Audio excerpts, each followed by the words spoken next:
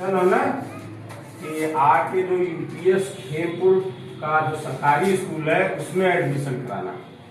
English medium में नहीं जाना, हिंदी मीडियम में आओ, क्योंकि जो आगे आने वाला जनरेशन है वो संवेदनहीन होता चला जा रहा है। संवेदनाएं उनके अंदर नहीं है।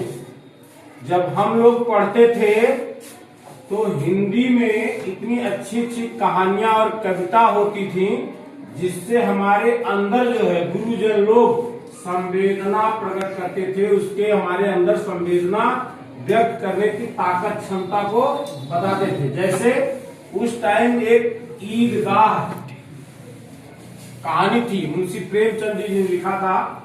उसका बच्चे का नाम शायद हामिद था। वो जब मेला में जाता है पैसा लेकर मेला देखने, मिठाई खाने के लिए, लेकिन जब वहां जाता है तो उसको याद आता है कि जो मेरी अम्मा है वो जब रोटी सेकती हैं तो उनका जो है क्या होता, हाथ जल जाता है। तो वो क्या करता, मिठाइयाँ खाना भूल जाता है और वो चिमटा खरीदता है जिससे कि रोटी पलटे और मेरी अम्मा का हाथ न जले। वो संवेदनाएं व्यक्त होती थी।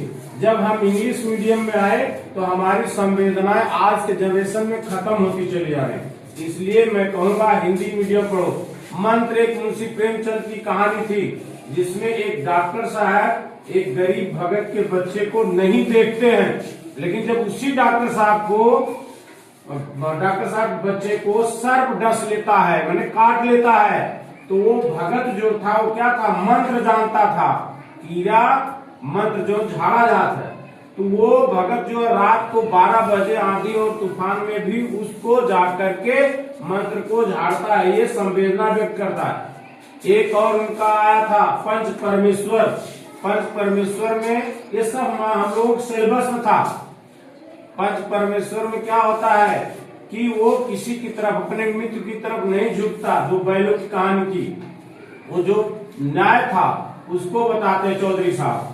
तो ये जो हिंदी मीडियम है बेटा, ये आज भी हम लोगों के लिए संवेदनाएं व्यक्त करेंगे, ठीक है। इसलिए आप लोग हिंदी मीडियम पढ़ो और आपकी यहाँ पढ़ो, ठीक।